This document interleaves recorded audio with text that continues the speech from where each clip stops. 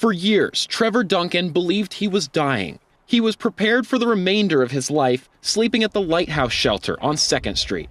He had originally diagnosed me with ALS, and I was like, oh, no. One day I was in the hospital, and he comes in, he says, yeah, you've got about a 3.5 centimeter stroke in your brainstem.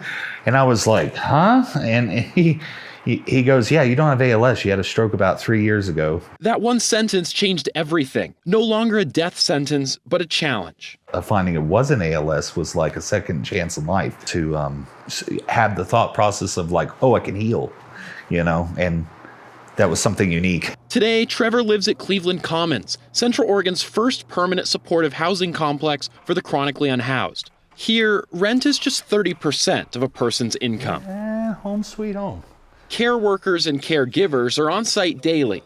For Trevor, that makes all the difference. This is an apartment complex, basically. They have their own apartments, they have their own space. To move from being unhoused and all of what that carries to shifting into what it feels like to be a tenant, to have those rights as a tenant. Having access to a kitchen, having access to a full refrigerator where they can store fresh food, not canned goods, so they're able to make their own meals. We have people on insulin, and they've been able to drop the amount of insulin they're on because they're eating better. I have to say here, it's like $1 million view. Trevor went from a tent to a shelter to a place to call his own. And with that stability came motivation. I wake up in $1 million worth of environment than I did before. I was just used to like a little cot, in the corner. that was my life. And that life, for a long time, included sitting near Central Safeway, holding a sign, hoping to make enough to get through the day.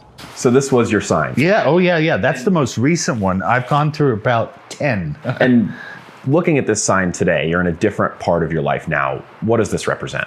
It represents a retirement. I go out there more just to run into the good people of Bend, Oregon that I got to get to know. He still remembers the cruelty, the stares, the yelling, but he also remembers the humanity. And that is what pushes him forward. I've had people scream at me, yell at me out of their cars, walk up and just stick their finger and just go off, and you just have to greet them with a smile because you're just like, okay. Now in physical therapy, he's working toward walking again.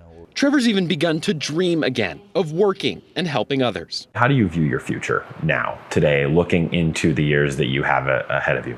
I sit and fantasize sometime about being like a standing counselor for a shelter, just to help because I got the help. I wanted to give it back. One of the great things about Trevor is, he keeps moving forward. He keeps his eye on the prize. It's just been really great seeing him progress. And with the support he's never had before, Trevor is finally starting to feel like himself again. When I first met Trevor, he would have never wanted to talk about what it would be like to maybe work at the movie place, or what it would be like to send a video of his apartment to his dad in Florida. That says a lot about what it feels like to be safe, what it feels like to be loved. But this story of recovery isn't just physical.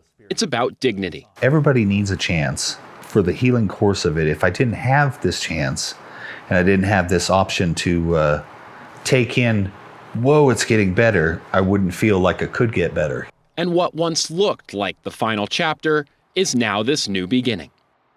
In Bend, Peyton Thomas, Central Oregon Daily News.